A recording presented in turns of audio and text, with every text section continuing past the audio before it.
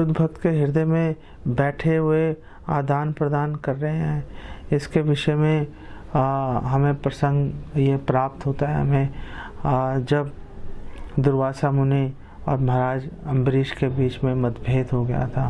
मतभेद क्या हो गया था? एक ही तरफ से मतभेद था। महाराज अम्बरीश तो कुछ कह ही नहीं रहे थे, वो तो बेसिकली एक विक्टिम थे, फिर भी चुप करके वो सह रहे थे और देख रहे थे कि कैसे इसमें से बाहर निकलूं, कैसे मैं दुर्वासा ऋषि को शांत करके आगे अपनी भक्ति कंटिन्यू करता रहूं। दुर्वासा मुनि उनसे बहुत क्रोधित हो गए, मारने की कोशिश की। जब मारने की कोशिश की तो सुदर्शन चक्र उनके पीछे लग गया। हालांकि महाराज अम्बरीश ने बिल्कुल नहीं बुलाया था सुदर्शन चक्र को, भगवान से सुरक्षा की गुहार भी नहीं लगाई थी उन्होंने, फिर भी सुदर्शन चक्र आया और उनके पीछे लग गया। जब पीछे लग गया और भागते फिरे हर जगह और फाइनली भगवान ही के पास पहुंच गए। उन्होंने बोला, हे भगवान रक्षा करो।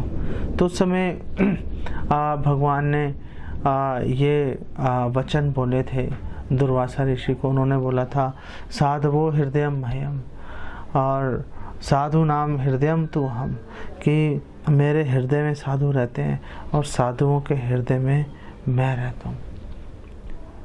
और आगे भगवान यहीं पर बात को ख़त्म नहीं कर दिया कि एक दूसरे के हृदय में रह रहे हैं, यहाँ पे बात बेसिकली ख़त्म नहीं हो गई।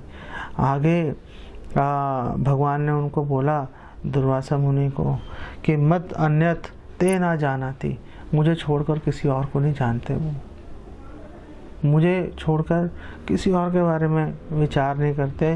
ना अहम तेभ्यो मनागपि। अब भगवान एक कदम और आगे बढ़ गए। भगवान कह रहे हैं कि मैं भी किसी और को नहीं जानता, मनागपि, लेश मात्र भी, कि मैं भी, मेरे भक्त मेरे अलावा किसी और को नहीं जानते, तो मैं भी उनके अलावा किसी और को नहीं जानता, मनागपि, लेश मात्र भी। इसका मतलब ये है कि भगवान को छोड़कर भक्त किसी और को नहीं जानते का मतलब है कि भगवान 24 घंटे भगवान की सेवा में लगे रहते हैं। जबकि जो और भगवान जो है, भगवान जब कह रहे हैं कि मैं अपने भक्तों को छोड़कर कुछ नहीं जानता, तो वो इसका मंतव्य ये है कि भगवान हमेशा इसी विचार में लगे रहते हैं कि कैसे मैं अपने भक्त को सुख प्रदान करूं, कैसे मैं उसको ग्लोरीफाई करूं। तो बिल्कुल एक रेसिप्रोकेशन चल रही है, आदान प्रदान चल रहा है। ये बात बहुत महत्वपूर्ण है कि जो भक्त है वो भगवान को छोड़कर और किसी को नहीं जानते और किसी के बारे में चिंता नहीं करते। इसका मतलब ये है कि जो भक्त है हमेशा भगवान को सुख देने की बात करता है, भगवान से कुछ लेने की बात नहीं करता। एक भक्त है वो भगवान से ब्लेसिंग भी नहीं मांगता अपने लिए, और अगर ब्लेसिंग मांगता भी है तो ऐसी ब्लेसिंग मांगता है कि भगवान के सेवा में ही यूज़ हो जाए उसके। कल इसके बारे में थोड़ी और विस्तार से डिस्कशन करेंगे, कई उसके अंदर हम शास्त्रिक प्रमाण भी लेके आएंगे। तो जैसे माँ बाप हैं वो हमेशा अपने बच्चे को सर्व करने के बारे में सोचते हैं। बच्चा कितना बड़ा भी हो जाए, अगर सपोज़ किसी का बच्चा 25-30 साल का है, वो हज़ारों किलोमीटर दूर कहीं रहता है और फ़ोन आया उसका, उसके पेरेंट्स से बात हो रही है, तो पेरेंट्स पहला प्रश्न उनसे यही पूछते हैं कि तुम्हें कुछ चाहिए तो नहीं, बताओ तुम्हें क्या भेजूं।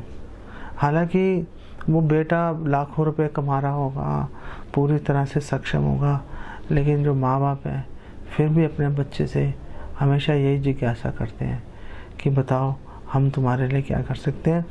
ये जो भाव है, ये जो भाव भक्त जो है हमेशा भगवान के लिए अपने हृदय में लेके चलता है कि कैसे मैं भगवान को संतुष्ट कर पाऊँ। वो हमेशा भगवान के सामने जाएगा तो भगवान से यही पूछेगा कि मुझे बताओ कि मैं आपकी कैसे सर्विस करूं, कैसे आपकी सेवा करूं। ये जो बात है, ये इस गुण के कारण जो भक्त है कभी भगवान को भूल नहीं पाता।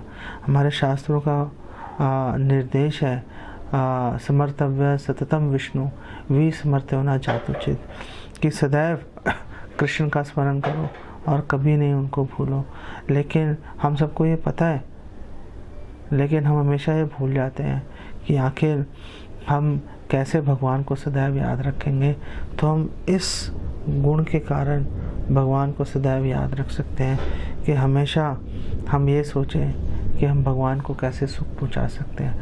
अगर हमने ये चीज़ अपने दिमाग में फिट कर ली तो फिर भगवान को भूलना असंभव हो जाएगा।